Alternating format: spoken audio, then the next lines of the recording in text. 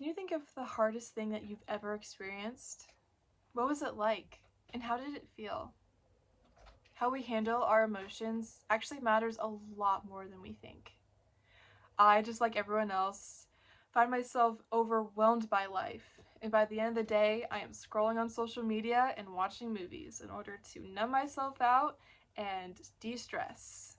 However, that's not actually working. Numbing our brains actually harms our emotional processing. It can even delay correct brain function. This is actually a serious issue, which harms our brains both physically and mentally. It harms our health and our relationships with other people. I was in a recent car accident, which caused me a serious brain injury, and I had to take a step away from all of my social media and all of the movies. Even though I had to take a step away, I found myself coming back to it in order to numb myself out from all of the trauma that I had experienced in this car accident. This shutdown of emotions, this disassociation, is what Dr. Albers calls a protective mechanism. It's like the brain is pressing the pause button on our emotions. This overuse of technology is actually harming us. And so we want to know, how does technology harm us? Why correct emotional processing matters, and how can we execute this in our daily lives? Firstly, when we delay our emotional processing, we're harming ourselves. But at first, it feels like nothing. We're just numbing ourselves out, right? But this overuse of technology actually puts our bodies and our minds into a state of fight or flight mode. It's keeping us stressed all of the time. This multitasking for our brains actually harms gray area inside of our brains. This is gray area and this is white. Gray area and this is white matter. White matter handles our emotional processing, and gray matter connects all of the parts of our brains together.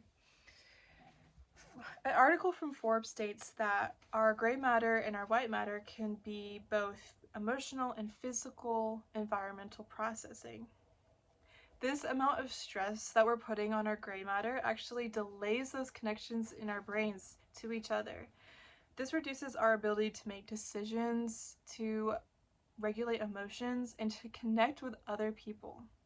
And on top of this, the amount of stress that we have can cause serious chronic health issues. And this disconnection from ourselves and from our emotions actually causes anxiety, depression, apathy, and even isolation. By numbing ourselves out, we are actually making the results worse than they originally were. So, why does processing our emotions actually matter? Well, the CDC defines it as a positive emotional well-being, which is emotional processing, is when people manage their emotions well and have a sense of meaning, of purpose, and of well-being. This helps us manage our feelings and our thoughts altogether. Emotional processing lowers the risk of disease and health issues. It keeps our mental health strong. It helps us have stronger relationships with other people and emotional connection, and higher self-esteem, as well as better productivity and performance, including our memory. This helps us process stress while we're still feeling those emotions without shutting ourselves down. And so processing our emotions leads to a healthy body and to a healthy brain. And so how can we do this correctly? Thankfully, there are so many solutions out there to help emotionally process correctly. Some of the most common things that we see are therapy, exercise, and correct mindfulness, being intentional. And I would like to add on connection with other people, community. The article from Forbes says that people are real life people and they have real life problems. Talking and being with other people actually promotes dopamine in our brains, which is our happy chemical, keeping us sane and keeping us happy. The goal of emotional processing is not to avoid our emotions, but to be mindful and intentional on how we're dealing with it. Can you imagine if we could perfect the processing of emotion perfectly? I mean, that's kind of crazy.